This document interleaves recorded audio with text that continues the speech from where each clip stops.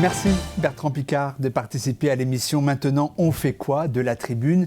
La Tribune qui a développé une expertise unique dans le domaine, qui a fait de vous une star mondiale, celui du ciel et de l'espace.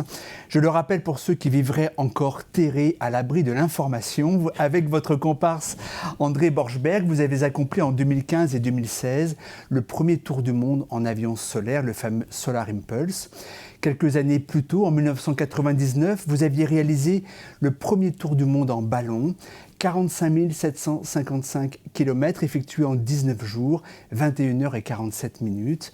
À votre palmarès également, champion d'Europe de voltige en deltaplane et vainqueur de la première course transatlantique en ballon. Quand je vous dis que votre domaine d'expertise et d'épanouissement est le ciel, je pense ne pas me tromper. Mais cette présentation serait très incomplète si l'on omettait 3 autres caractéristiques.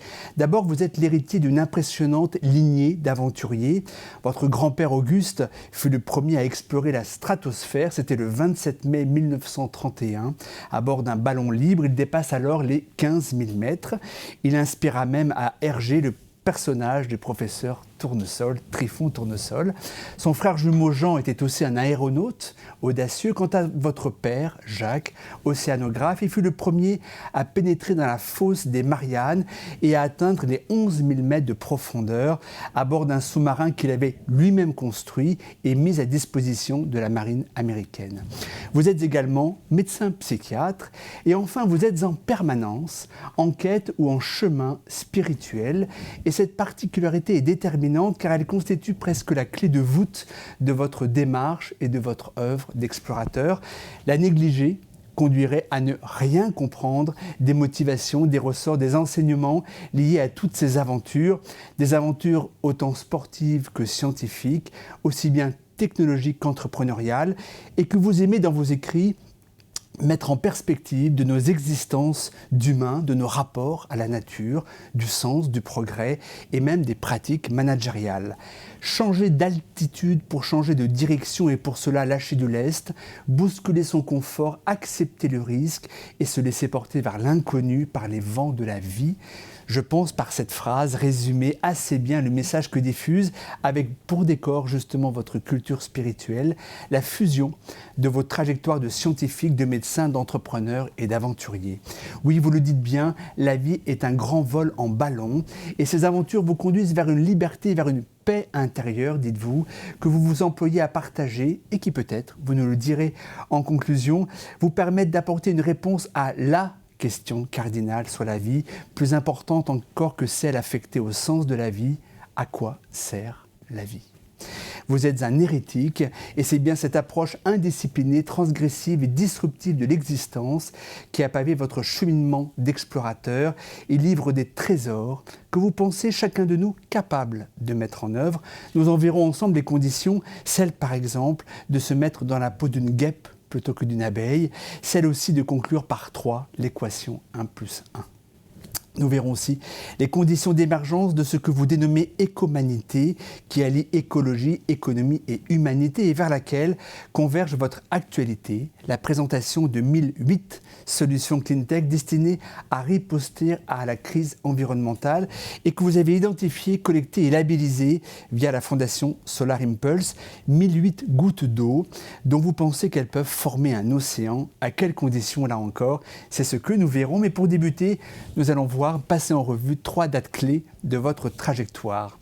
D'abord, juillet 1969, vous voyez votre père embarqué dans un sous-marin pour un long périple. Et ce même mois, Apollo 11 à l'Uni et de la fusée sortent Neil Armstrong et Edwin Aldrin qui vont poser un petit pas pour l'homme, un bond de géant pour l'humanité.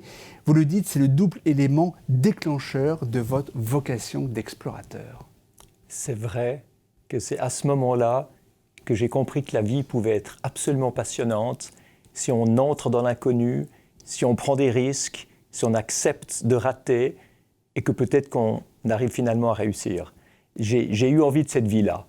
J'ai eu envie de cette vie des astronautes que j'ai rencontrés quand j'étais enfant à Cap Kennedy, la vie de mon père comme explorateur océanique, la vie de mon grand-père comme physicien qui explorait dans toutes les dimensions. Je me suis dit oui, c'est ça que j'aimerais. Mais alors, la difficulté, c'est qu'à l'époque, J'avais l'impression que tout avait déjà été fait puisqu'on avait posé le pied sur la Lune. Je rêvais d'être explorateur, mais je ne savais pas quoi explorer. J'avais le vertige quand je montais dans un arbre. Et ça paraissait assez mal barré au départ. Effectivement, vous nous direz d'ailleurs un petit peu quel cheminement vous a permis justement de dompter tous ces écueils. L'explorateur que vous êtes devenu, qu'attribue-t-il à l'hérédité de cette impressionnante lignée familiale d'explorateurs et au contraire à l'intrinsèque, à l'endogène? Je pense qu'il n'y a pas tellement d'intérêt à étudier l'hérédité, parce que ce n'est pas comme ça qu'on va enseigner à d'autres à devenir explorateurs. Je pense qu'il faut parler plutôt de l'éducation, parce que ça se transmet beaucoup plus que l'hérédité. L'éducation que j'ai eue, c'est une éducation où j'avais le droit de poser toutes les questions, de m'intéresser à tout, où il n'y a jamais eu un adulte pour me dire « arrête de poser les questions, c'est comme ça, accepte sans réfléchir, etc. » On ne m'a jamais fait ça. Donc j'étais un cauchemar pour mes profs à l'école parce que jamais j'ai accepté de faire quelque chose si on ne m'expliquait pas pourquoi je devais le faire. Mais ça m'a rendu curieux, ça m'a rendu ouvert à tout. Et oui, c'est une éducation dans laquelle il y avait de la science par mon père, vous l'avez bien expliqué, mais on oublie toujours, même encore aujourd'hui, qu'en principe il y a aussi une maman.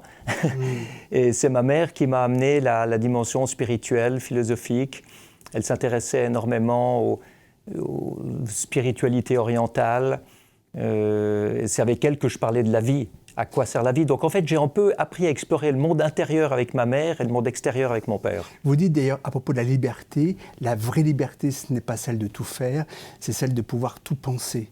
C'est ça finalement que vous voulez que vous illustrez par votre propre parcours justement de jeune, d'adolescent et après d'adulte. Alors complètement. Moi j'ai appris à tout penser dans toutes les directions, à penser une chose et son contraire, et puis regarder finalement laquelle m'amène au meilleur endroit.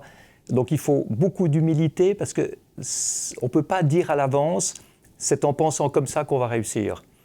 Mais par contre, la liberté, si elle consiste à tout penser, parfois on ne peut pas non plus toujours la dire. Et je pense qu'une très grosse limite à la liberté, c'est le politiquement correct, qui en plus ne se base sur rien de concret. Ça se base sur les common assumptions, comme disent les Américains, du moment même. Et ce common assumption change d'année en année.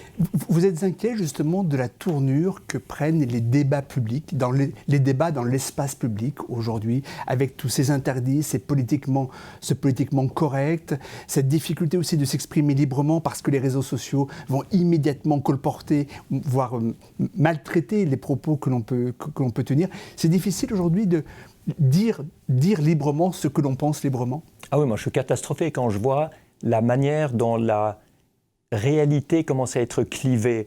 C'est-à-dire qu'on n'est pas en train de débattre de notre vision de la réalité, on est en train de mettre d'un côté ceux qui pensent d'une façon, de l'autre côté ceux qui pensent autrement. Chacun des deux est absolument sûr d'avoir raison, donc il n'y a plus de raison de discuter entre les deux. Et c'est absolument lamentable. Et puis les réseaux sociaux s'immiscent là-dedans, avec évidemment des internautes qui écrivent avec des pseudonymes. Donc quand on a un pseudonyme, qu'on écrit de manière anonyme, on peut mettre absolument n'importe quoi, sans responsabilité personnelle. Donc là, je pense qu'il y a beaucoup de ménage à faire. Ça va être compliqué. Deuxième date clé, mars 1999, du 1er au 21, avec l'Anglais Brian Jones, vous accomplissez le premier tour du monde en ballon.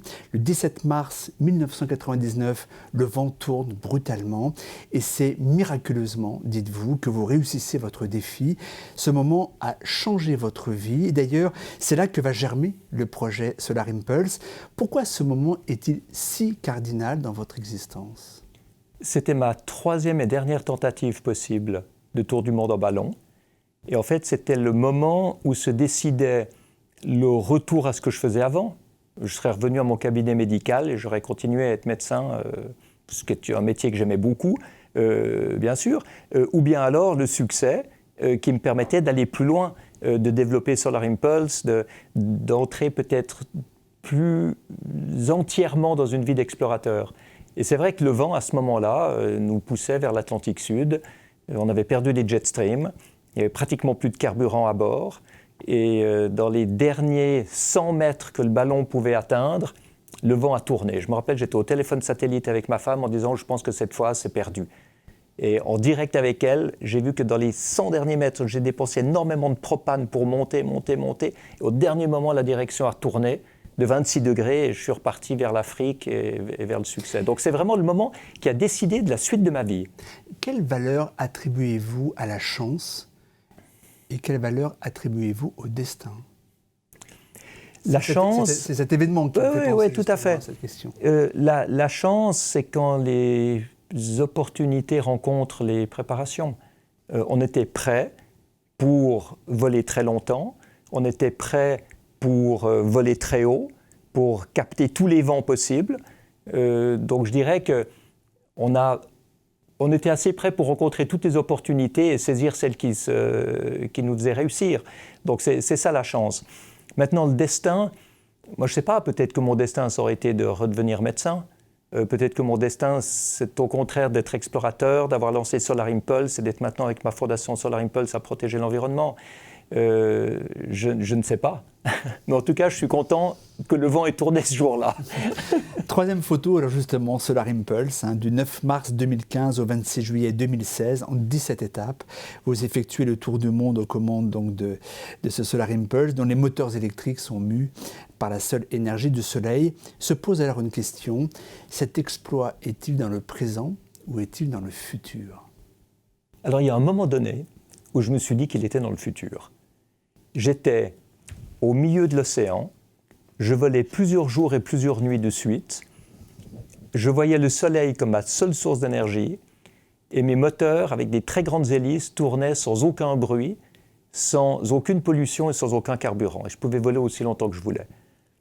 Et là, je me suis dit, c'est le futur. Je suis dans un film de science-fiction, c'est irréel. Je me suis dit, mais je suis déconnecté du monde du présent. Et en fait, j'ai réalisé que pas du tout. Ce que je faisais, c'est ce que les technologies d'aujourd'hui me permettaient de faire aujourd'hui. Et là, ça a été comme une révélation. Tout à coup, je me suis dit, mais en fait, si moi, je ne suis pas dans le futur avec Solar Impulse, c'est que c'est le reste du monde qui est dans le passé. Et c'est là que j'ai vraiment compris à quel point la pollution, l'épuisement des ressources naturelles, notre mode de vie qui se dégrade, les changements climatiques, c'est dû aux vieilles technologies qu'on utilise encore. C'est absolument ahurissant. Tout ce qu'on utilise à part notre téléphone portable et notre ordinateur date du début de l'ère pétrolière, il y a 120 ans. Des moteurs à combustion, ça n'a aucune efficience, les moteurs à combustion. Il y a les 3/4 de l'essence ou du diesel qui sont gaspillés par des pertes dues à la chaleur, à la résistance à la friction. C'est lamentable, des maisons mal isolées, des systèmes inefficients de chauffage, d'éclairage, de climatisation, des vieux processus industriels, des manières polluantes de faire de l'électricité avec des énergies fossiles. Mais c'est lamentable qu'on en soit encore là. Et c'est là que j'ai pris conscience que ce qu'il fallait faire, en fait, c'était de moderniser toutes nos infrastructures en utilisant des technologies modernes, comme ce qu'on avait sur Solar Impulse, mais appliquées à tout, à la mobilité terrestre, à l'industrie, à l'habitat, à l'agriculture, etc. Et c'est vraiment là qu'a germé ce projet dont on parlera sûrement plus tard de la Fondation Solar Impulse. Bien sûr. Alors maintenant, on va passer en revue 3 photos d'actualité. Et puis je vais vous inviter justement à réagir à chacune d'elles. Il y a quelques semaines, la maire écologiste de Poitiers, Léonore Monconduit, décidait de retirer les subventions accordées aux 2 aéroclubs de la ville, au motif, je la cite, que l'aérien ne doit plus faire partie des rêves d'enfants. Comment le pilote, nourri de rêves que vous êtes, réagit-il à ce type de décision ? Mais il y a erreur dans l'accusation. Il y a complètement erreur dans l'accusation. Croire que les rêves des enfants, c'est de voler avec des moteurs à combustion qui datent du siècle dernier, qui polluent et qui font du bruit, c'est pas ça le rêve. Alors qu'on précise que les enfants doivent rêver d'aviation électrique, d'aviation à hydrogène, d'aviation propre. Oui, c'est ça le progrès. Mais maintenant, dire qu'on ne doit pas rêver du tout d'aviation parce que les vieux avions qu'on utilise encore maintenant polluent, c'est complètement à côté de la plaque. Mais ça montre que la politique est complètement en retard sur ce que la technologie peut faire, est complètement en retard sur le progrès. Le progrès, c'est une aviation propre. Le progrès, ce n'est pas de ne pas avoir d'aviation. Parce que sinon, on va faire quoi ? On va faire du vélo, et si vous remarquez, Une semaine après avoir fait cette fameuse attaque contre l'aviation, la maire de Poitiers est tombée en vélo, elle s'est cassé les 2 poignets. Mais ce n'est pas pour ça qu'on dit qu'il faut arrêter de rêver de faire du vélo.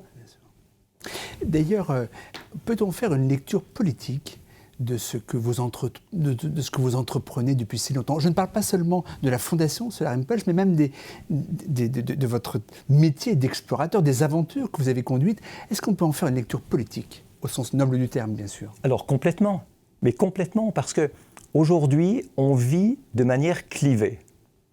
Si on veut protéger l'environnement, on vote écologiste. Si on veut de la solidarité, qui est tout aussi importante que la protection de l'environnement, il faut voter socialiste. Si on veut de la liberté d'entreprendre, qui est tout aussi importante que les 2 autres, il faut voter centre-droite.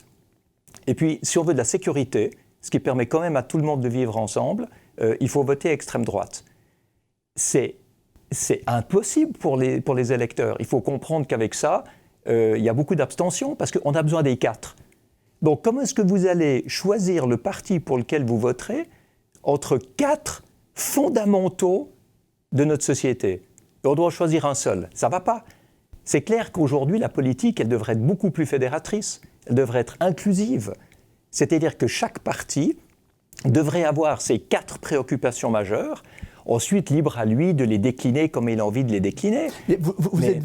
Vous êtes-vous rêvé, peut-être, porte-drapeau de cette réconciliation des 4 piliers que vous évoquez? Est-ce que vous pourriez vous-même être un porte-drapeau politique? Alors, si je suis un porte-drapeau politique, les 4 partis dont j'ai parlé vont me descendre. Parce que je leur ferai de la concurrence aux 4. Donc, je serai l'ennemi public. Si je suis dans un parti, je serai peut-être adulé dans ce parti-là et détesté par les autres. Donc, j'ai clairement décidé de ne jamais entrer dans un parti. Ça, c'est clairement quelque chose que je ne ferai jamais. Vous pourriez en créer un. Non, mais si j'en crée un, tous les autres seront contre moi.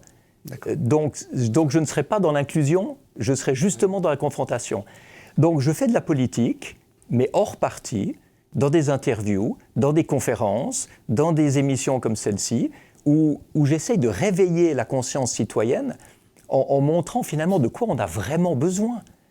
On a besoin de cette manière de vivre en harmonie avec soi-même et avec ses ambitions, avec les autres en solidarité, avec l'environnement, et tout ça dans un contexte social qui nous permet de fonctionner. Plus de 2000 satellites officiellement qui tournent au-dessus de nos têtes au moment où on se parle, une pollution exponentielle, des enjeux militaires et géopolitiques colossaux que dénonçait d'ailleurs Hergé dès 1953 dans son diptyque Objectif Lune et on a marché sur la Lune. Le ciel restera-t-il encore longtemps l'espace du rêve? Vous savez, le ciel, il commence sous la semelle des chaussures. C'est là qu'il commence le ciel. Donc, il n'y a pas besoin forcément d'aller très haut pour rêver très haut. En ce qui concerne les satellites, vous savez, ceux qui font de l'agriculture guidée par satellite adorent les satellites pour l'agriculture. Moi, j'adore les satellites qui donnent la position GPS et la prévision météo. Ceux qui passent leur temps devant la télévision adorent les satellites qui retransmettent des programmes TV. Donc, finalement, c'est très difficile d'attaquer le fait qu'il y a trop de satellites, parce que tout le monde en emploie un certain nombre. Alors on peut se dire que si on enlevait tous les satellites militaires, ça ferait du bien, mais on peut même se dire qu'il y a un côté défensif et préventif qui est important même dans le militaire. Donc finalement, c'est vrai. L'espace en ce moment est pollué comme la Terre par la folie humaine, la démesure humaine, mais en même temps, par le progrès, par l'innovation, par l'amélioration de notre qualité de vie. Donc là aussi, c'est difficile de critiquer l'entier. On parle de questions géopolitiques pendant très longtemps. L'espace a été colonisé par les États. Aujourd'hui, on voit que sont mis en concurrence les États avec des acteurs privés. Je pense bien sûr à Elon Musk, Jeff Bezos, Richard Branson. Thomas Pesquet, d'ailleurs, a rejoint il y a quelques semaines la station spatiale orbitale à bord d'un vaisseau Crew Dragon propulsé par une fusée SpaceX d'Elon Musk. Cette privatisation de l'espace, que va-t-elle ou que risque-t-elle de changer? Et annonce-t-elle, selon vous, une exploitation marchande de l'espace qui serait comparable finalement à celle de la Terre? Oui, tout à fait. Mais il faut bien voir que c'est un mouvement qui existe depuis longtemps. Les États n'ont plus l'argent de leurs ambitions. Autrefois, tous les explorateurs avaient comme partenaire, comme sponsor, un État avec un drapeau. Oui. Mon grand-père est monté dans la stratosphère la première fois avec un drapeau belge. Mon père a plongé avec le drapeau suisse et le drapeau américain dans la fosse des Mariannes. Amundsen est arrivé au pôle Sud avec le drapeau norvégien. Maurice Herzog sur l'Annapurna avec le drapeau français. Mais maintenant, c'est plus comme ça, il n'y a plus d'argent pour ça. Et je ne sais même pas s'il y a encore vraiment l'ambition. Pourquoi est-ce qu'Elon Musk a réussi à envoyer des hommes dans l'espace? C'est parce que la NASA ne savait plus le faire. Et que depuis 15 ans, les Américains demandaient aux Russes de leur envoyer les astronautes dans l'espace. Et c'est un peu devant cette démission, voire cette incurie de certains gouvernements, que le privé prend d'autant plus de place. Et est-ce qu'il faut s'en préoccuper? Il faut mettre un cadre dans lequel évoluer, parce que sinon, on voit très bien que quand l'être humain agit, il y a une démesure, il y a beaucoup d'égoïsme, il y a beaucoup de vision à court terme. Et pour ce qu'on fait aujourd'hui, qui nous rapporte quelque chose aujourd'hui, on est prêt à laisser le futur se dégrader. Le trafic mais le problème, c'est pas parce que je vous le dis là que ça va être appliqué. Le trafic aérien est KO depuis le début de la pandémie. Les avions sont cloués au sol et toute l'économie de cette filière est remise en question. Quels enseignements positifs peut-on en tirer, par exemple, sur l'éthique du voyage, l'éthique des déplacements professionnels et tout simplement l'éthique du vol? Vous savez, tous les avions du monde ont été cloués au sol quelques jours après le 11 septembre 2001. Puis ils ont tous recommencé à voler. En 2008, c'était la même chose avec la crise des subprimes. Et puis maintenant, c'est une crise plus longue. C'est quand même plus violent, c'est plus loin, plus violent. Maintenant, ce n'est pas plus violent qu'en 2001, mais c'est plus long. Ouais. C'est plus long. Il faut se rappeler qu'en 2001, il n'y avait plus un seul avion qui avait le droit de voler. Et puis ensuite, quand il y a eu l'éruption du volcan islandais, il n'y avait plus aucun avion qui avait non plus le droit de voler. Pendant plusieurs jours, je crois que ça a même duré quelques semaines. Aujourd'hui, c'est plus long, ça fait quelques mois. Mais ce n'est pas pour ça qu'on arrêtera de voyager et ce n'est pas pour ça qu'on arrêtera de voler. Mais par contre, il y a une chose qu'il faut qu'on prenne en considération, c'est le fait que cette crise Covid a fait prendre conscience à beaucoup de monde de la crise environnementale. Je ne sais pas exactement pourquoi, parce que ce n'est pas complètement lié. Mais on voit cette honte de prendre l'avion, hein, ce flying shame, ce flick scam. Et ça, je pense que les compagnies aériennes, dans leur ensemble, en sont responsables. Parce que les compagnies aériennes, en 2015, ont exigé d'être exclues des accords de Paris pour pouvoir continuer leur propre cuisine par eux-mêmes. Ils ont développé un système où ils devaient réduire les émissions de CO2 à partir de 2020, alors que tout le monde prend 1990 comme référence. Et clairement, moi, j'adore l'aviation, mais je la considère au niveau aviation commerciale responsable de ce qui lui arrive, parce qu'il fallait beaucoup, beaucoup plus tôt mettre en place un système de réabsorption des émissions de carbone.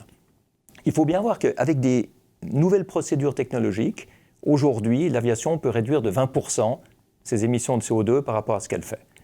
Mais il reste 80%. Ces 80% peuvent être neutres demain matin. Donc ce n'est pas du yaka faut que. Demain matin, si les compagnies aériennes décident de facturer à chaque passager la réabsorption du CO2 qu'ils émettent, vous avez une aviation qui est neutre sur le plan carbone.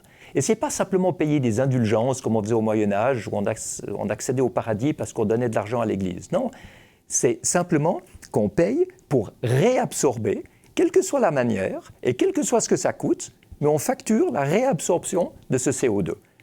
À partir de là, il n'y a plus de raison d'avoir le flick scam. Est-ce que ça veut dire que le travail de démocratisation, d'accès au vol aérien qu'on connaît depuis quelques années, notamment avec les compagnies low cost, est-ce que ça veut dire qu'il faudrait mettre fin à ce travail de démocratisation et de nouveau réserver l'avion à des classes sociales qui peuvent se l'offrir? Je pense qu'on n'a pas du tout besoin de se poser la question sous cet angle-là, heureusement. Aujourd'hui, un low cost vend un billet suivant quand vous l'achetez, entre 25 € et 250 €. Ça laisse quand même une énorme marge pour mettre 5 à 10 € pour réabsorber le carbone. Ce n'est pas ça qui va empêcher les gens de voyager. Parce que les gens qui voyagent avec du low cost, c'est pour aller refaire leurs courses à Barcelone, à Madrid, à Milan ou Dieu sait où, pour aller boire des cafés là-bas, pour aller à l'hôtel. Ce n'est pas parce que ce sont des sans-abri à qui il reste 25 € et puis ils se sauvent pour avoir leur salut dans un autre pays. Ce n'est pas ça. Donc, inclure la charge carbone dans le prix du billet passerait totalement inaperçu parce que c'est pas très cher. Et pourquoi on n'y arrive pas? On n'y arrive pas parce que le gros problème de l'être humain, c'est de vouloir faire durer le système le plus longtemps possible avant de changer. Parce que la nature humaine déteste le changement, déteste l'incertitude, déteste la remise en question. Et c'est ça qui est en train de causer la perte de l'humanité aujourd'hui, parce qu'on ne prend pas les mesures suffisamment rapides qu'il faut pour pouvoir changer les choses. Alors vous avez quelques pionniers qui le font. Air France, juste avant la crise du Covid, et indépendamment de cette crise, avait annoncé qu'ils allaient effectivement réabsorber tout le carbone de leur vol intérieur. Mais maintenant, c'est clair qu'il fallait encore le faire sur les vols extérieurs. Sur les vols extérieurs, vous êtes en concurrence avec d'autres compagnies qui veulent ou qui ne veulent pas le faire. Mais c'est pour ça que je dis que globalement, l'aviation commerciale souffre du problème qu'elle s'est infligé à elle-même en refusant de changer. La clé, elle vient des consommateurs. C'est-à-dire que c'est la pression des consommateurs qui, à un moment, peut justement contraindre les compagnies aériennes à adopter justement cette réinternalisation du coût carbone. Oui, mais pour l'instant, les passagers bien intentionnés réabsorbent leur carbone par eux-mêmes à leurs propres frais. Et puis ça ne fait pas changer les compagnies qui disent vous voyez, les passagers qui veulent le faire le font, on ne peut pas obliger les autres à le faire. Mais bien sûr qu'il faut obliger les autres à le faire, c'est évident. Et aujourd'hui, on a le ministre de l'économie et la ministre de l'environnement qui ont dit qu'ils allaient soutenir Air France à condition qu'Air France devienne la compagnie la plus propre du monde. Magnifique, mais voilà comment il faut aller. Donc le but, ce n'est pas d'attaquer pour détruire et casser, le but, c'est de mettre un cadre pour obliger le changement et obliger l'amélioration. Avant d'en venir à ce que vous faites, j'aimerais qu'on consacre une première partie à ce que vous êtes, parce qu'on ne comprend ce que vous faites que si l'on circonscrit un petit peu ce que vous êtes. Psychiatre, aéronaute, entrepreneur, explorateur, vous êtes un aventurier. De toutes les aventures que vous conduisez, quelle est la plus complexe, la plus inaccessible peut-être, et est-ce celle que vous menez finalement vers votre paix intérieure? Oui. Moi, je pense que si on parle de ça, il faut bien voir que le côté spirituel ne doit pas être confondu avec le côté religieux. Le côté religieux, c'est une croyance. C'est des réponses qu'on reçoit toutes faites, avec un dogme, souvent même avant qu'on se pose des questions. Et puis ceux qui reçoivent des réponses différentes de leur religion différente se tapent dessus parce qu'ils pensent que leurs réponses à eux sont meilleures que celles des autres. Moi, je n'entre pas dans cette manière-là de penser. Moi, ce que j'aime, c'est le côté spirituel. Le côté spirituel, c'est de poser des questions qui n'ont parfois pas de réponse. C'est la valeur de l'ouverture au doute. C'est voir comment, par le vécu, on peut accéder à plus de bonté, à plus de sagesse, à plus de compassion, à plus de respect, à plus de conscience. Et ça, c'est quelque chose qu'en fait, on retrouve à la base de chaque religion, indépendamment des dogmes et indépendamment des conflits. Et cette quête-là, elle me paraît absolument fondamentale. Comment faites-vous profiter votre aventure intérieure de vos aventures d'explorateur et vice-versa, bien sûr? En fait, ça a été le contraire. C'est mes premières aventures aériennes qui m'ont amené à ce côté spirituel. Parce que c'est vrai, j'en avais beaucoup parlé avec ma mère, mais c'était toujours quelque chose de théorique. On parlait des livres qu'elle avait lus, on allait voir certains de ses maîtres de développement personnel. Moi, j'y allais comme enfant, j'étais émerveillé, mais en même temps, je me disais comment est-ce qu'on y accède? Et je ne savais pas. Et au début de ma carrière de pilote d'Aile Delta, quand j'avais 16 ans, que je me suis retrouvé à 2000 mètres au-dessus du sol avec une aile triangulaire en toile et en tube de métal, tube d'aluminium, je me suis dit, enfin c'est même pas que je me suis dit, c'est que j'ai ressenti à quel point la peur disparaissait au moment où je me connectais à moi-même dans l'instant présent et à l'intérieur de mon corps. Parce que passer du gamin qui a peur de monter dans un arbre à des loopings en aile delta, il y a un très gros fossé. Et ce fossé, il était comblé uniquement par ce vécu de l'instant présent dans mon corps, avec ma respiration, avec ma conscience d'exister, qui m'empêchait de me projeter dans de la peur, dans de l'angoisse, dans des accidents, etc. Et c'est là que je me suis dit, mais en fait, on a dans toute cette dimension spirituelle de la conscience de soi dans l'instant, tous les éléments qu'il faut pour fonctionner correctement.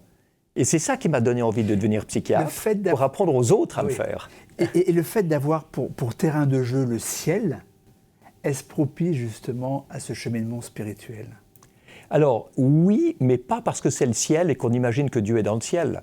C'est simplement, moi j'ai fait de la plongée sous-marine bien avant de faire de l'aile delta, j'en faisais avec mon père quand j'avais 10 ans. Ça m'a jamais amené cette conscience-là, parce qu'en fait, on n'est pas obligé de la développer. On peut plonger un peu comme touriste, on regarde, c'est dangereux à grande profondeur, c'est pas dangereux à faible profondeur, donc on n'a pas vraiment besoin de mobiliser sa conscience. En aile delta, quand vous êtes dans le ciel, vous êtes obligé de mobiliser votre conscience, parce que sinon, vous faites des erreurs, sinon vous avez peur, sinon vous avez un accident. Donc cette conscience, elle est nécessaire. Et si vous n'arrivez pas à acquérir cette conscience, vous allez arrêter de voler, parce que ça va vous paraître inaccessible. Donc c'est plus le danger que le ciel. En fait, c'est plus la prise de risque, la prise de danger, et ce besoin d'apprendre à devenir responsable de sa vie qui m'a émerveillé, plutôt que le fait que ce soit dans le ciel, parce que ça aurait pu être ailleurs. Votre cheminement intérieur est teinté de numérologie, de synchronicité, d'astrologie, aussi de cosmologie, certains diront peut-être de mysticisme. Est-ce compatible avec l'extrême rationalité qu'exige la préparation d'aventures comme celle justement de Solar Impulse? Bien sûr, c'est les deux aspects de la vie. Vous avez le côté rationnel, qui est ce qui est prouvé scientifiquement, statistiquement reproductible, et puis vous avez tout ce qui n'est pas prouvé scientifiquement, tout ce qui est mystérieux, tout ce qui est fait de points d'interrogation et de doute, mais ça fait aussi partie de la vie. Alors vous avez parlé de numérologie, d'astrologie, etc. C'est pas encore expliqué par la science, mais c'est quand même une réalité. Votre réflexion, vos engagements questionnent la vie, et donc l'avenir de la vie, et donc celui de votre vie. Vous vous intéressez plus que tout à la vie. S'il fallait définir, circonscrire, critiquer votre vie, et en premier lieu le sens de votre vie, que diriez-vous? Je dirais que ce que j'ai toujours essayé de faire dans ma vie, c'est d'avoir une existence qui soit à la fois excitante et utile. Parce que quand c'est uniquement excitant pour soi-même, ça devient vite égoïste. Et quand c'est uniquement utile, c'est très rapidement ennuyeux. Et j'ai essayé d'avoir les deux, de manière à avoir une vie qui soit complète. Les risques que vous avez encourus dans votre carrière d'aéronaute signifient-ils une conscience précise ou au contraire une méconnaissance totale de votre avenir? Et si je vous pose la question, c'est que j'aimerais aussi connaître, et c'est lié, ce qu'est votre rapport à la mort. Je n'ai pas spécialement peur de la mort, mais ça m'ennuierait de mourir trop tôt, parce que j'ai l'impression d'avoir encore beaucoup de choses que j'ai envie de faire.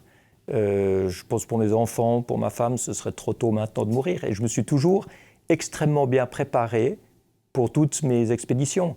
Je suis un explorateur, je ne suis pas un trompe-la-mort. Donc je ne pars pas au petit bonheur la chance. Qu'est-ce qui fait justement qu'à un moment, vous restez dans l'exploration et vous n'êtes pas dans un trompe-la-mort? C'est le discernement, c'est la clairvoyance, c'est la peur peut-être aussi, c'est la conscience du risque, c'est quoi? Qu'est-ce qui fait C'est la raison pour laquelle je le fais. Vous avez des gens qui partent dans des sports extrêmes parce qu'ils sont drogués à l'adrénaline et aux endorphines, et c'est cette espèce d'excitation, de peur, de rapport à la mort qui les stimule. Moi, je me rappelle un copain qui a atterri en parapente. Moi, j'avais déjà atterri depuis longtemps parce que les conditions étaient super mauvaises. Puis il arrive en bas, je lui dis « T'es fou d'avoir volé si longtemps ?» Il me dit « Ah, c'était génial, j'ai failli me tuer 3 fois. » Ça ne m'intéresse pas du tout, cette espèce d'ordalie. Vous avez David Le Breton, qui est un anthropologue extraordinaire, qui parle bien de cette confrontation à la mort qui nous valorise quand on revient vivant, ce qu'est l'ordalie. Moi, ça ne m'intéresse pas du tout. Vous l'avez éprouvé quand même parfois, ça, malgré vous, justement cette jouissance d'avoir défié la mort? Non, alors pas du tout. Je ne suis jamais revenu en jouissant d'avoir trompé la mort. Je suis revenu une ou deux fois en me disant j'ai été beaucoup trop loin, je suis un imbécile et je ferai plus attention la prochaine fois. Et je me rappelle quand mon aile delta a éclaté en l'air pendant une démonstration de vol acrobatique et que j'ai failli me tuer. Je me suis dit c'est vraiment pas malin parce que je me suis toujours dit que j'avais le contrôle sur ce que je faisais et là j'ai perdu le contrôle sur ce que je faisais. Par contre, j'avais un parachute. Le parachute m'avait été offert par mon père. Mon père m'a toujours dit, je t'offrirai jamais une aile delta parce que c'est trop dangereux, mais je te donnerai toujours ce qu'il faut pour te sauver en cas d'accident. J'ai tiré le parachute qu'il m'avait offert et ça m'a sauvé la vie. Et quand je suis parti en ballon et avec Solar Impulse, je m'étais entraîné extrêmement rigoureusement à sauter en parachute, à gonfler le canot de sauvetage, à monter dans le canot de sauvetage dans des vagues. Vous savez que si vous n'êtes pas préparé pour monter dans un canot de sauvetage, vous ne montez jamais dedans. Vous mettez le coude, vous mettez le genou, le canot se retourne et vous finissez épuisé et noyé au bout de quelques tentatives. Vous devez faire complètement autrement. Vous devez tirer le canot de sauvetage sous vous en le remplissant d'eau, vous vous mettez dessus et ensuite vous vous retournez et vous enlevez l'eau. Si vous ne le savez pas, vous mourrez. C'est pour ça qu'en fait, on s'est toujours dit, autant avec Brian Jones qu'avec André Borschberg dans toutes ces expéditions, s'il nous arrive quelque chose, on va s'en sortir parce qu'on est préparé pour s'en sortir. Vous estimez que tout le monde peut prétendre, créer, innover, entreprendre, dès lors qu'il est agile, qu'il lâche du lest, qu'il change d'altitude, qu'il joue des vents. C'est quand même oublier que nous sommes aussi ce que notre milieu social, notre éducation, vous l'avez évoqué en préambule d'ailleurs, notre cellule familiale ont fait de nous. Nous ne naissons pas égaux et donc nous ne sommes pas égaux lorsqu'il s'agit de construire librement notre vie. C'est quand même une limite. Au contraire, c'est justement parce qu'on n'est pas égaux, c'est justement parce qu'on est dans des problèmes, c'est justement parce qu'on est bloqué par des soucis sociaux, familiaux, par nos problèmes psychologiques, par nos problèmes politiques, par nos problèmes économiques, qu'il faut apprendre à s'en sortir. C'est justement là qu'il faut changer d'altitude pour trouver une meilleure direction. Si tout le monde était dans un vent qui allait dans la bonne direction, il ne faudrait surtout pas changer d'altitude. On se dit, pourvu qu'on reste exactement comme ça, la direction est parfaite, on est heureux, beau, gentil, tout va bien. Mais ce n'est pas comme ça que la vie fonctionne et que le monde fonctionne. Donc il faut justement apprendre à se sortir des situations qui nous bloquent, à se remettre en question et à changer d'altitude pour trouver une autre direction, pour trouver une autre manière de fonctionner, de penser, d'agir, de se diriger. Un mot sur notre terre. Cette terre, vous la voyez vivre, vous la voyez aussi dépérir. Cette terre, nous tous, nous l'abîmons et même nous la mettons en péril. Est-ce le signe que nous ne nous aimons pas suffisamment nous-mêmes ou au contraire, est-ce le signe que nous nous aimons tellement, avec tellement de narcissisme et de vanité et avec si peu de spiritualité justement, que nous oublions d'aimer les autres espèces vivantes. Il y a un rapport en fait, une question de l'amour que nous portons à nous-mêmes pour le porter aux autres. Oui, oui. C'est un amour égoïste, c'est un amour à court terme de nous-mêmes ou de nos intérêts personnels. Alors on peut aimer beaucoup notre famille, on peut aimer beaucoup nos voisins, on peut aimer beaucoup des gens, mais avec qui on est en relation et avec qui on a finalement un intérêt à vivre. Mais pourquoi ne savons-nous pas aimer la Terre ? Pourquoi nous la détruisons comme ça ? Parce que je pense au-delà de l'égoïsme. Parce que je pense que la création dans la matière, à l'origine, est un partage de l'unicité. Toutes les religions, toutes les spiritualités parlent d'une unicité. Oui. Même la physique en parle avec le Big Bang. Le Big Bang, c'est quoi ? C'est une fragmentation d'une unicité, d'une force unique au départ, qui s'est dispersée ensuite dans la matière. Et tout ce qui est matériel est duel. Vous avez le bon et le mauvais. Vous avez le haut et le bas, la gauche et la droite, le chaud et le froid, le jour et la nuit. Tout est duel. Par conséquent, vous avez en l'homme cette dualité également. Vous avez cette dualité qui veut protéger la Terre parce qu'on sait bien qu'il faut être altruiste. Et puis vous avez cet égoïsme qui fait que vous vous dites « mais si ça me coûte cher, je ne veux pas dépenser plus. Si ça me permet d'avoir un produit de l'autre bout du monde, même si ça pollue pour l'amener, je l'achète. Et puis mon téléphone portable qui est fait avec des terres rares exploitées par les enfants au Nord Kivu, ça j'aime autant ne pas le savoir. Puis de toute façon, tout le monde achète les mêmes téléphones. Donc finalement, on se cache la réalité pour arriver à fonctionner comme on a envie de faire. Et c'est la spiritualité qui permet de réduire la tension au sein de cette dualité, justement, oui. Qui permet de faire le bon arbitrage entre ces deux parties de nous-mêmes. Je pense que oui. C'est en tout cas le rôle du taoïsme, qui est une des premières religions de l'humanité, qui a été d'essayer de réunir les extrêmes pour les rapprocher d'une unicité, concilier les extrêmes pour supprimer cette dualité. Pour ces raisons-là, aussi par anthropocentrisme, par arrogance. Est-ce qu'on a perdu le sens de ce que doit être la technologie? Vous êtes féru de technologie. Mais est-ce qu'on a perdu le sens de la technologie? Féru de technologie, je ne suis pas forcément féru de technologie parce que j'aime tout autant ce qui n'est pas du tout technologique, notamment l'hypnose, notamment la méditation, la prière, etc. Mais la technologie dépend de ce qu'on en fait. Elle ne peut pas être bonne ou mauvaise en elle-même. Ça va dépendre de ce qu'on en fait. Vous pouvez en faire des outils destructeurs pour l'humanité, et vous pouvez faire des outils qui vont sauver l'humanité. C'est ce qui distingue d'ailleurs l'innovation du progrès. On est aujourd'hui, on produit de l'innovation de manière constante. On a oublié peut-être d'indexer l'innovation au sens du progrès? Oui, oui. Parce que c'est vrai qu'avec l'innovation, on peut détruire le monde. Avec le progrès, en principe pas. Mais pourquoi c'est comme ça? Parce que on revient au court terme, on revient à l'intérêt personnel de certains dirigeants, même certains citoyens, qui se disent « mais moi, mon intérêt personnel, il est là, donc pourquoi est-ce que je sacrifierais ça ?» Et il n'y a pas... En fait, je pense qu'il y a une capacité d'ouverture spirituelle individuelle. C'est quelque chose qui peut se faire seul, peut-être en petits groupes, en famille, etc. Mais l'humanité elle-même, moi je ne la vois pas vraiment évoluer spirituellement. Je la vois évoluer philosophiquement, ce qui est très différent. Parce que dans la philosophie, finalement, on s'invente des règles pour expliquer le monde, pour expliquer tout l'inconnu. Mais c'est des règles humaines qu'on met. Donc on se met un cadre dans lequel on se contient. C'est déjà bien. Mais c'est vrai. Donc aujourd'hui, on a officiellement aboli l'esclavage, la ségrégation raciale, la ségrégation des genres, etc. Mais c'est aboli par décision, c'est pas aboli parce qu'à l'intérieur de soi, on croit profondément qu'on est devenu meilleur. C'est pas ça. Et même si c'est interdit d'avoir de l'esclavage, il n'y a jamais eu autant d'esclaves aujourd'hui qu'autrefois, malgré tout. Donc je pense que l'humanité n'est pas dans une démarche spirituelle qui va lui permettre de protéger l'environnement, d'assurer sa survie. Et je pense qu'il faut aller chercher ailleurs le salut de l'humanité. Le salut personnel ou individuel, il est dans l'évolution spirituelle. Le salut de l'humanité, je pense qu'il est ailleurs. Un mot sur la crise pandémique, et là c'est au médecin psychiatre que je m'adresse. Le confinement, les dispositions sanitaires, les restrictions des libertés, bien sûr évidentes, ont plongé une partie de la population dans la réclusion physique et psychique. Cette réclusion génère burn-out, peur, isolement, elle enflamme les violences, elle emprisonne la jeunesse.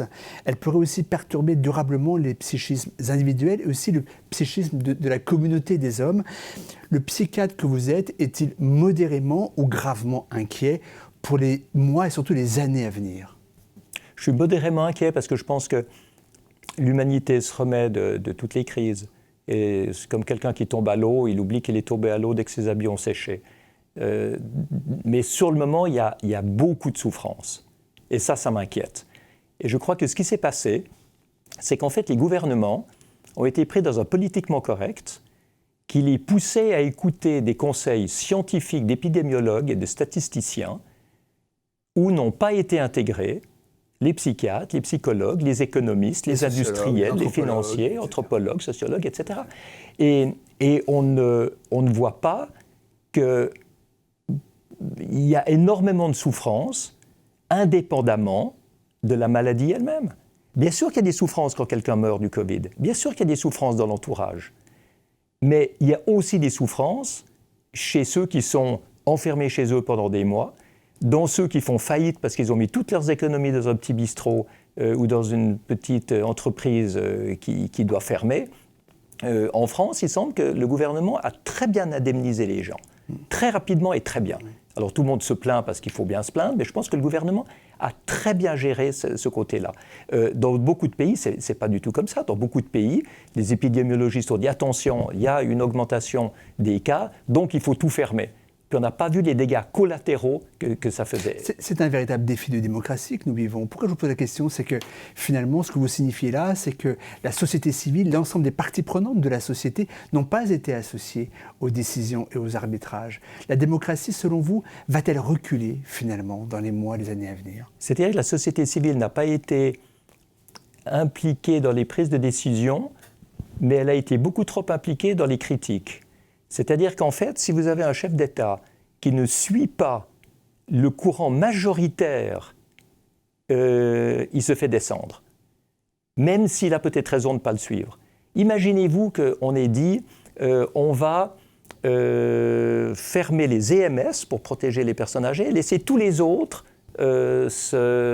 continuer à vivre normalement. Les EMS, pardon, c'est quoi? Les établissements médico-sociaux, les maisons de retraite, pardon, là je parle avec des expressions suisses. D'accord, on dirait les EHPAD en France. Voilà, oui, les EHPAD. Eh bien, ça aurait peut-être marché, mais si ça n'avait pas marché, le chef d'État aurait dû démissionner, parce que ce n'est pas ce qu'on lui avait recommandé de faire.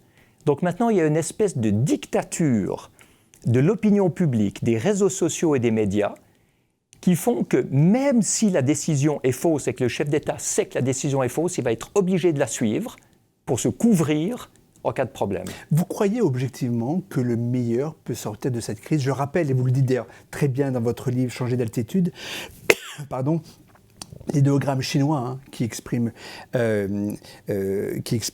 crise est composé de deux parties. L'une signifie le risque, le danger, l'autre l'action et l'opportunité.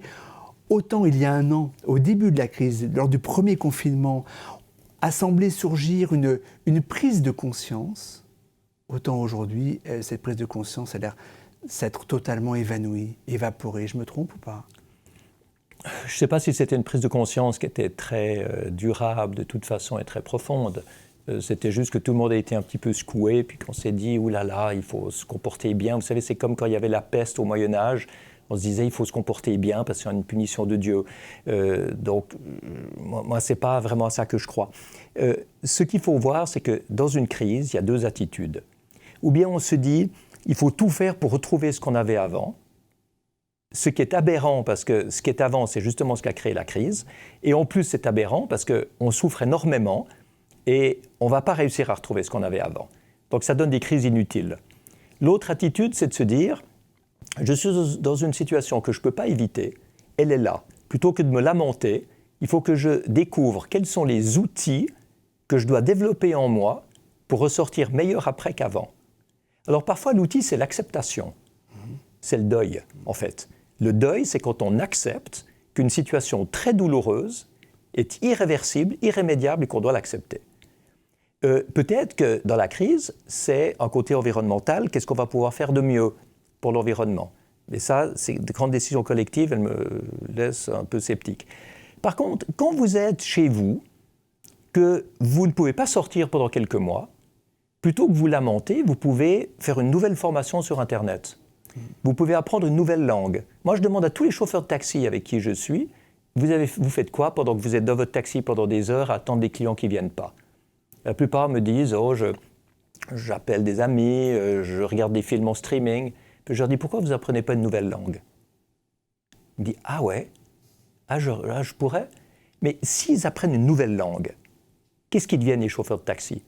Ils deviennent des chauffeurs privés, des guides pour les touristes qui vont revenir et qui seront tout contents d'avoir quelqu'un à qui ils peuvent enfin parler dans un taxi, autre chose que le français. C'est vrai. Vous militez en faveur de ce que vous appelez une écomanité qui allie écologie, économie et humanité. C'est à ce vœu justement que veut contribuer votre fondation Solar Impulse et notamment les 1008 solutions que nous verrons tout à l'heure. On est à 1150. 1153 depuis. Mais pour ça exige de renoncer aux diktats du court terme, à nos égoïsmes, à nos excès consuméristes, à notre soif de posséder, à notre plaisir d'exploiter, d'asservir et de grossir. En un mot, le capitalisme contemporain, le néolibéralisme contemporain qui régente la planète, sont-ils bien compatibles avec ce vœu-là?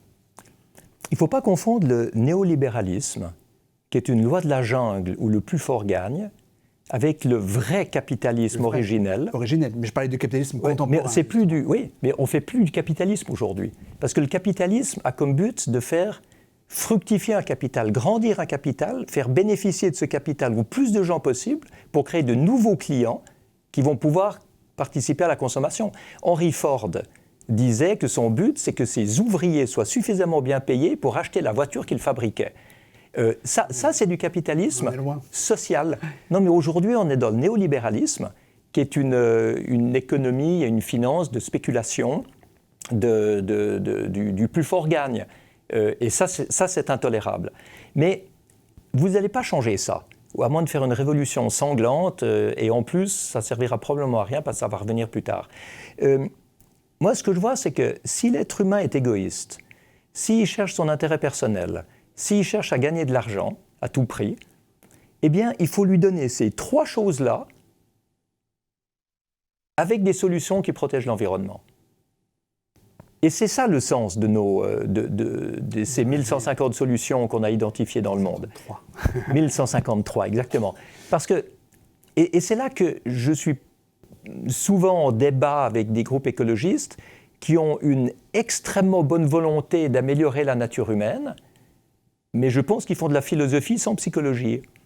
On ne va pas améliorer la nature humaine en disant il faut renoncer à ce que vous avez, il faut arrêter de voyager, il faut arrêter de consommer, il faut arrêter de bouger. Et ça va créer des résistances contre l'écologie. Donc ça va à sens contraire. Par contre, si on dit vous voulez gagner de l'argent, vous voulez vous développer, vous voulez une vie confortable, eh bien vous pouvez, mais avec des nouvelles solutions, des nouvelles technologies qui protègent l'environnement. Et là, on est dans le réalisme, on n'est pas dans l'utopie.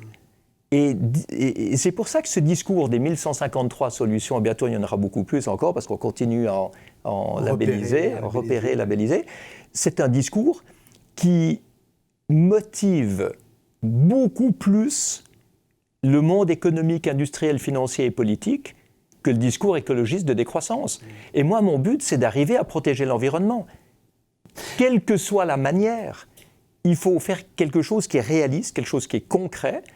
On a le même but, en fait, avec certains activistes écologistes, mais on a des moyens différents. Moi, mon moyen, il séduit beaucoup plus les décideurs de ce monde, et je pense que ça les fera beaucoup plus changer, parce que on joue sur leur corde sensible, qui est la création d'emplois, le profit, etc. Et puis, voilà, parler de profit est omniprésente dans votre philosophie, dans votre message, la notion de rentabilité. Justement, ces 1153 solutions, vous les concevez aussi, vous les labellisez parce qu'elles doivent aussi être rentables. Mais ça veut dire quoi? Ça veut dire qu'aujourd'hui, on ne peut rien envisager de révolutionnaire sur un plan, pour notre humanité, on va dire, sans que ce soit nécessairement rentable? On peut envisager tout ce qu'on veut. Mais personne ne l'appliquera. Mais personne ne l'appliquera. Par conséquent, quand je parle de rentabilité, ce n'est pas rentable pour moi. C'est pour l'écosystème. Moi, je fais une opération à but non lucratif, dans une fondation à but non lucratif, et je n'ai même pas de salaire dans ma fondation pour le faire. J'offre à ma fondation la moitié de mon temps pour faire cette opération-là, parce que je la pense vraiment nécessaire pour protéger l'environnement et améliorer la qualité de vie. En fait, c'est mon côté médecin de qualité de vie. Et pour y arriver, je pense que ceux à qui on parle, donc les décideurs, ceux qui prennent des décisions politiques, économiques et financières, ne vont protéger l'environnement que s'ils y trouvent leur intérêt. Le chef d'État, lui, il veut être réélu, donc il faut que ça crée des emplois. Il faut lui prouver que nos solutions, elles créent des emplois. Un patron d'entreprise, il a des dividendes à payer, il a des salaires à payer, il faut lui montrer qu'il va gagner plus d'argent en étant efficient, en économisant des ressources, en économisant de l'énergie, en trouvant des nouveaux débouchés industriels. Donc en fait, ce n'est pas une question de capitalisme ou pas capitalisme, c'est une question de donner à ceux qui ont le pouvoir de changer le monde, l'envie de changer le monde, pour qu'ils gardent leur but, mais qu'en même temps, ils améliorent le monde. Avant justement d'entrer dans le détail de ces 1153 solutions, une question importante, parce qu'on ne comprend pas votre philosophie et votre message, si l'on n'aborde pas la notion de l'inconnu. Il n'y a plus place dans notre société pour l'incertitude, dites-vous, et vous avez bien raison. L'époque est celle aussi, comme vous le déplorez, du contrôle, de la puissance, de la vitesse, de la force, du confort et des certitudes.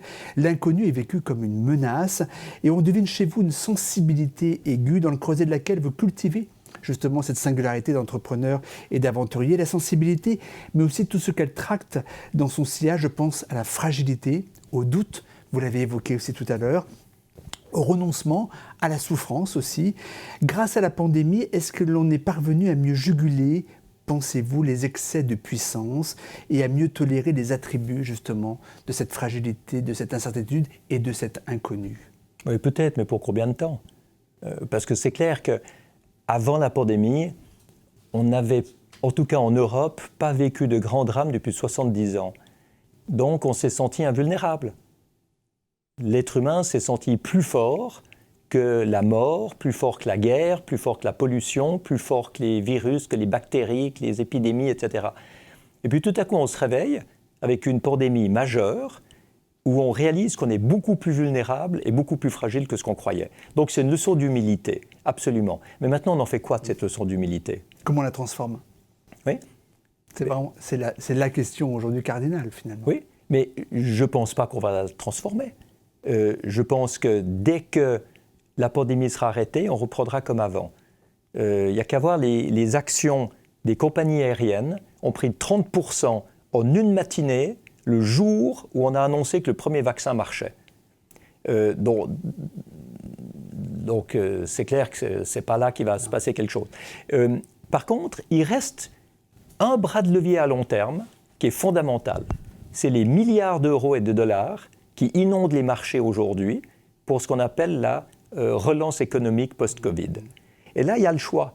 Ou bien on attribue cet argent aux industries du passé, et puis on fait toujours plus de moteurs à combustion qui polluent, toujours plus de vieux systèmes énergétiques, toujours plus de chauffage au mazout et de maisons mal isolées, ou bien on attribue cet argent aux industries du futur. Ce que fait, c'est le cas du plan de relance européen, les 750 milliards. Le Green Deal. Voilà. Vous regrettez parfois, vous qui êtes suisse, de ne pas être européen? Je parle de membres de l'Union européenne. Quand vous voyez justement ce Green Deal de 750 milliards, en grande partie justement affecté à ces clean tech? Écoutez, on va voir. Le week-end prochain, la Suisse doit voter sur une loi CO2. Et si elle la refuse, je me dirais, ouais, c'est dommage, il vaut mieux être européen. Si elle l'accepte, je me dis, au moins la Suisse est compatible avec l'Europe.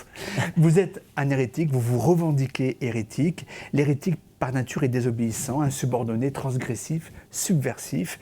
Un tel profil a-t-il sa place dans l'époque, dans la société hyper normée, hyper aseptisée que nous connaissons?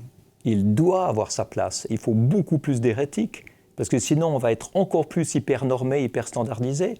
Et je ne comprends pas qu'il n'y ait pas plus d'hérétiques, c'est-à-dire pas plus de gens qui se donnent le droit de penser autrement que le dogme communément admis. Quels sont les hérétiques que vous admirez? Frédéric II de Hohenstaufen, empereur du Saint-Empire romain germanique au XIIe siècle, qui allait discuter avec les sultans musulmans du sens du cosmos, qui était excommunié par le pape parce qu'il évitait des croisades et des bains de sang en négociant avec les musulmans. Donc quelqu'un qui sortait complètement du dogme pour faire autrement. Un exemple extraordinaire. Et puis l'autre, Amenophis IV, Akhenaton, le pharaon de la 18e dynastie. Et plus proche de nous, des contemporains, a-t-il ou pas? Mais plus près de nous. Bon, plus près de nous, ils n'ont peut-être pas été aussi marquants. Mais Akhenaton est quand même le premier pharaon monothéiste qui a révolutionné complètement le culte polythéiste égyptien.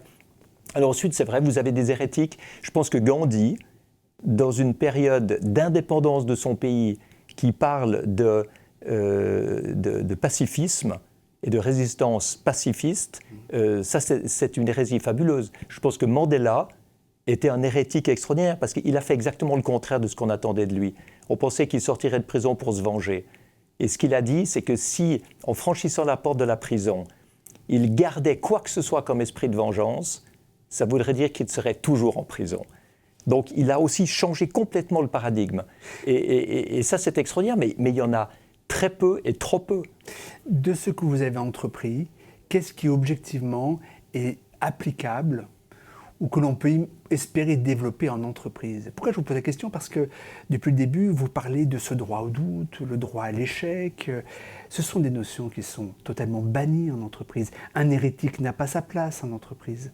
Qu'est-ce que l'on peut imaginer quand même, ou espérer quand même dans les entreprises? Vous savez, c'est peut-être pour ça qu'il y a tant d'entreprises qui vont mal. Et puis les entreprises qui vont bien, en ce moment, il y en a quand même certaines qui sont dirigées par des hérétiques. Elon Musk, j'aurais peut-être dû citer Elon Musk avant, est un total hérétique. Quand il a été voir Boeing et la NASA pour se lancer dans l'espace, on lui a dit qu'il valait mieux qu'il retourne à son petit business parce qu'il n'avait aucune connaissance scientifique du domaine. Ben maintenant, c'est le seul Américain qui envoie des fusées habitées dans l'espace. Donc c'est un vrai hérétique. Jeff Bezos est un vrai hérétique. C'est des gens qui inventent des nouvelles manières de fonctionner. Mais ces gens-là, Steve Jobs aussi, sur le plan commercial, il faut voir que tout dépend de ce que le patron donne comme impulsion. Si le patron parle de doute, parle d'incertitude, parle du droit à l'échec, eh bien dans son entreprise, il y aura de la créativité. Chez Google, c'est comme ça. On a le droit à l'échec et par conséquent, on est créatif. Maintenant, s'il y a une espèce de chape de plomb pour que personne ne rate quoi que ce soit, eh bien, c'est vrai que personne n'essayera rien du tout. Ce sont aussi des entrepreneurs qui se sont soustraits à un sujet qui est clé quand on parle de solidarité, c'est l'impôt. On en parle beaucoup en ce moment avec les mesures qu'a prises le G7, les mesures qu'a initiées Joe Biden. Ces hommes que vous citez, sont-ils réellement des exemples d'entrepreneurs? C'est des exemples d'entrepreneurs, je ne dis pas que c'est des exemples de solidarité. On peut être très créatif en développant un nouveau business, on peut être très créatif en développant des nouvelles technologies, sans être forcément bien intentionné pour le reste de l'humanité. Donc ce qu'il faut, c'est effectivement être un peu hérétique sur le plan de la solidarité, de l'impôt, et sortir de cette espèce d'égoïsme dans lequel on se retrouve souvent. Mais c'est aussi inhérent à la nature humaine, et c'est pour ça qu'il faut des décisions politiques qui cadrent ces gens-là, et que le G7 décrète qu'il faut un impôt minimal mondial sur toutes les entreprises. C'est très bien, ça, c'est exactement le sens de ces mesures que les démocraties doivent s'infliger à elles-mêmes pour arriver à fonctionner en société et à ne pas entrer en déliquescence. Parlez-nous d'une parabole qui dit beaucoup de votre philosophie, c'est celle de l'abeille et de la guêpe. Alors j'ai remarqué, ça c'était dans une maison où j'habitais autrefois, quand mes enfants étaient petits, il y avait une terrasse qui avait plusieurs côtés en carreaux vitrés et puis un seul côté ouvert. Et quand une abeille entrait dans cette terrasse, elle allait au fond, elle se tapait contre un carreau de verre et elle se battait contre le carreau vitré jusqu'à ce qu'elle meure. Elle ne comprenait pas pourquoi elle ne pouvait pas passer, parce qu'elle voyait le ciel de l'autre côté, elle ne comprenait pas l'obstacle. Les guêpes, quand elles entraient, elles ne restaient jamais prisonnières. Elles tapaient sur chaque carreau vitré, les essayaient tous l'un après l'autre jusqu'à ce qu'elles trouvent la sortie. Et ça, pour moi, c'est vraiment important. Si on arrive à se remettre en question, lâcher le lest de nos certitudes, changer d'altitude, trouver des nouvelles directions, eh bien, on ne restera jamais bloqué contre le même obstacle. Il y a aussi l'équation 1 plus 1. 1 plus 1 peut être égal à 0, à 1, à 2. Vous travaillez à ce que l'équation égale 3.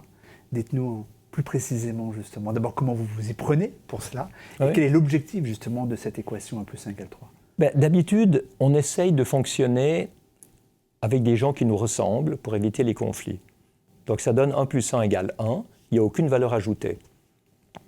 Et puis alors on se dit, oulala, ouais, peut-être ça ne sert à rien, alors on va essayer de travailler avec des gens qui sont un peu différents. Puis très rapidement, on entre au conflit et chacun annule la créativité de l'autre. Puis on a 1 plus 1 égale 0. Alors on se dit, bon, on ne va pas trop interagir avec les autres, on a 1 plus 1 égale 2, pas de conflit, pas de valeur ajoutée. Et puis, quand on entre dans le 1 plus 1 égale 3, c'est quoi? C'est qu'on est en relation avec quelqu'un qui est complètement différent de soi, qui a une totalement autre expérience, qui amène des réponses totalement différentes et des solutions totalement différentes. Et l'ensemble de solutions de l'un plus l'ensemble des solutions de l'autre donne une troisième solution, donne une troisième expérience. Et ça, quand on y arrive, c'est extraordinaire parce qu'on n'est plus à essayer d'être meilleur que l'autre, mais on utilise ce qu'on apprend de l'autre pour devenir meilleur soi-même. C'est comme ça que vous avez réussi avec votre comparse, Solar Impulse? Chaque fois. 1 plus 1 Oui. est égal à 3, justement, Ah à oui. ce moment-là. Mais oui, mais moi j'amenais le côté visionnaire. André est ingénieur et amenait le côté scientifique et technologique. Donc ensemble, on arrivait à trouver des solutions, moi avec la vision, lui avec la technologie, qu'on n'aurait jamais trouvé si on était tout seul. Et c'était vraiment le 1 plus 1 égale 3 chaque fois. Moi, je lui ai appris à devenir un explorateur et lui m'a appris à devenir un pilote ingénieur. Alors, avant de conclure, on va justement passer en revue quelques-unes de ces 1153 solutions cleantech. Elles sont identifiées, labellisées. À quoi d'abord, quelles sont-elles? C'est pour nous en sortir quelques-unes, quelques exemples. À quoi vont-elles servir? Ont-elles un tronc commun? Et surtout, comment allez-vous vous y prendre pour les essaimer, finalement? Le tronc commun, c'est qu'elles sont logiques autant qu'écologiques. C'est des choses qu'en fait, on aurait dû trouver bien avant. Quand vous avez une cheminée d'usine avec de la fumée qui sort, vous voyez quoi? Vous voyez de la fumée. Mais vous ne voyez pas qu'en plus, il y a de la chaleur. C'est de l'énergie qui se perd. Alors, il y a des solutions labellisées par la Fondation Solar Impulse qui consistent à récupérer cette chaleur, la stocker, la réinjecter dans l'usine. Si votre usine économise 20% d'énergie comme ça, c'est colossal. C'est pour l'entreprise qui vend le système, c'est un bénéfice et c'est une création d'emplois. Pour l'entreprise qui utilise le système, c'est une réduction de facture énergétique. Et pour l'environnement, c'est une réduction de CO2. C'est évident quand on le dit comme ça. Pourquoi il a fallu attendre tellement longtemps pour que quelqu'un le fasse? Vous avez des procédés pour réutiliser les déchets, les tourner en énergie ou les tourner en matériaux. Vous avez maintenant du ciment avec beaucoup moins de CO2. Vous avez des graines, des semences enrobées de certaines molécules qui permettent d'économiser l'eau et les engrais. Donc beaucoup moins de chimie.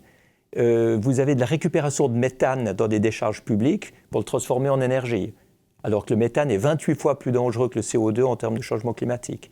Donc tout ça, c'est des choses qui permettent de résoudre un problème après l'autre. Mais qu'allez-vous en faire de ces Alors, solutions? le but maintenant, c'est de les amener à travers un guide à tout le monde, un guide où on peut poser des questions et arriver à des réponses.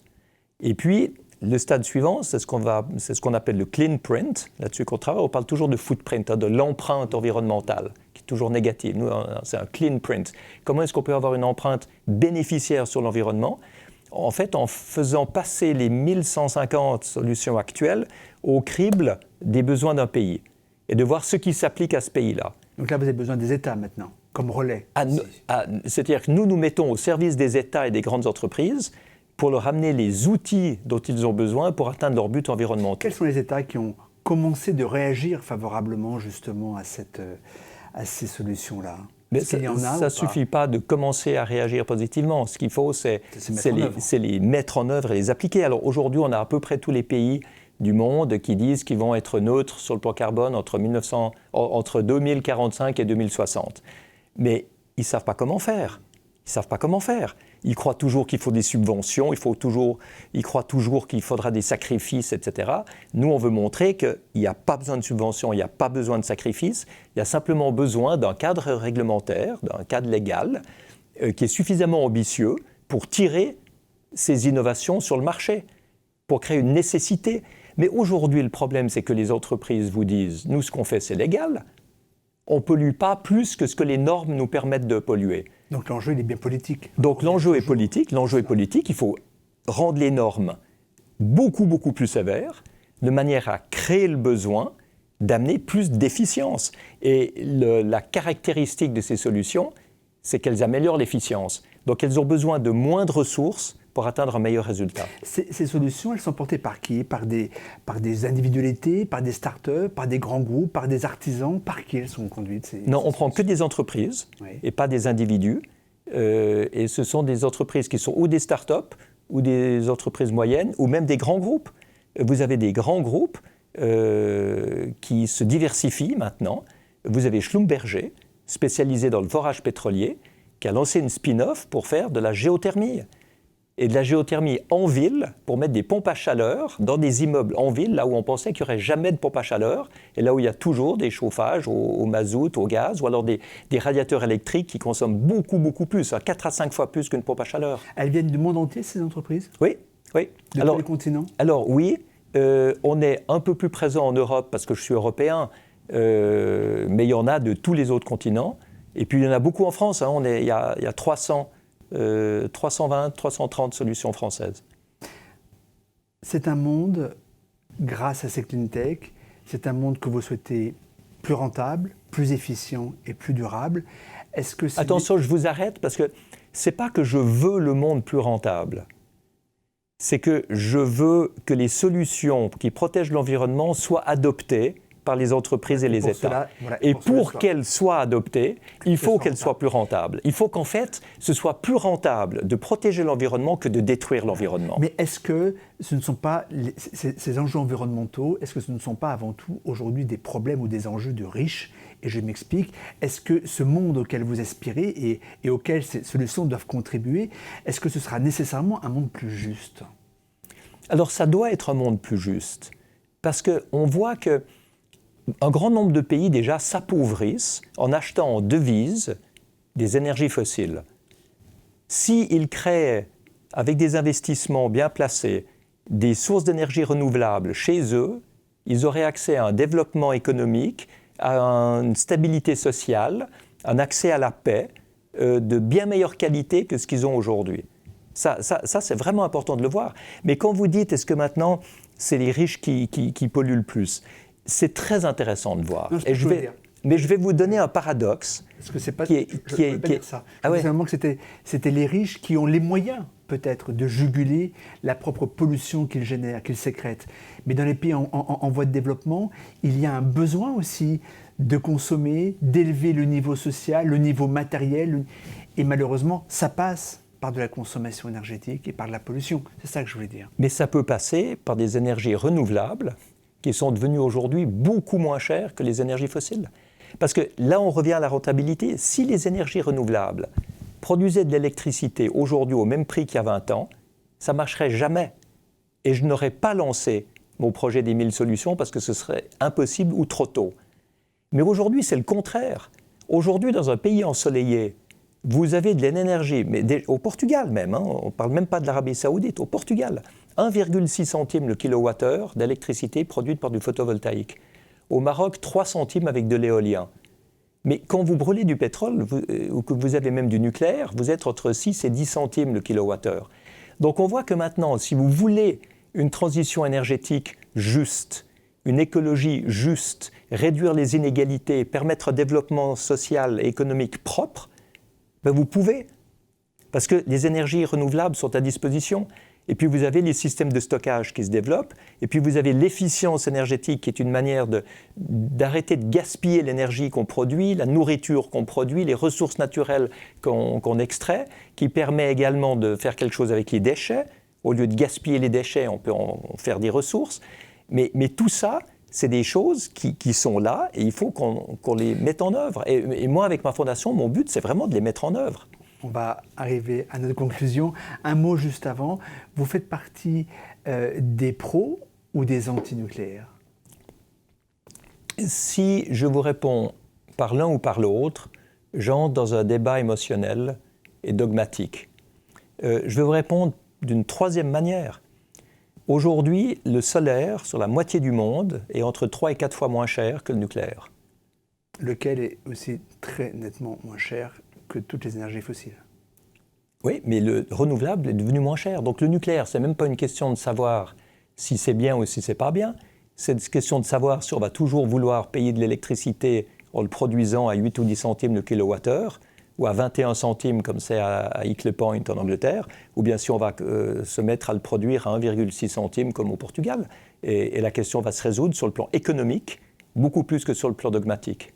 L'époque que nous avons décrite depuis le début de notre dialogue est matérialiste, immédiate, mercantile, elle est technologiste aussi. Est-ce qu'elle laisse encore de la place au rêve et de la place à la poésie? C'est le rêve et la poésie qui peuvent nous faire évoluer et nous sortir de ce matérialisme. Mais ce matérialisme, il est là.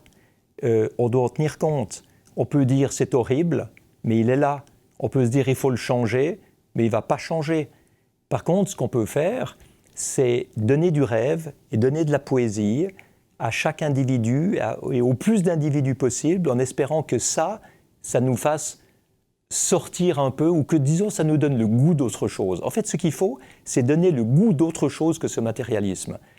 Mais si j'arrivais chez un chef d'État et que je lui disais « je viens avec un rêve et avec de la poésie », vous rironez. Mais il va me rironner. Ou peut-être il va me dire « écoutez, je vous invite chez moi et puis vous raconterez vos poèmes à mes amis parce que ce sera très bien et vous leur parlerez de vos rêves. » Mais moi, dans ma gouvernance, ce n'est pas le rêve qui va nourrir mes électeurs.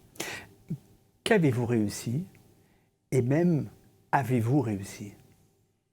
Alors, l'explorateur, c'est celui qui n'est jamais complètement satisfait. C'est pour ça qu'il explore autre chose. Donc, heureusement que je ne peux pas dire « j'ai réussi ». Parce que si je disais maintenant j'ai réussi, j'aurais terminé ma vie, je regarderais le passé au lieu de regarder l'avenir. Donc j'ai encore tellement de choses que j'aimerais réussir. Dernière question, et je sais que cette question vous taraude, je l'évoquais en introduction. C'est une question à laquelle j'aimerais savoir d'ailleurs si vous avez apporté, sinon la réponse, au moins des bribes de réponse, des éléments de réponse. À quoi sert la vie? Moi je pense qu'on vient de quelque part et qu'on va quelque part. Même si on ne sait pas d'où on vient et qu'on ne sait pas où on va.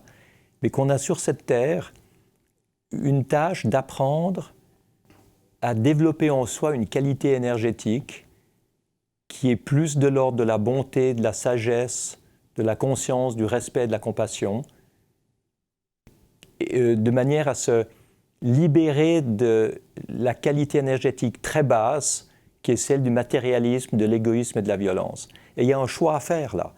Donc ce n'est pas simplement un truc idéaliste, c'est un travail de tous les jours qu'il faut essayer de développer en soi. Merci beaucoup. Peut-être avez-vous aidé nos téléspectateurs justement à mieux faire ce choix justement de vie. Merci Bertrand Piccard. Avec plaisir, merci beaucoup à vous.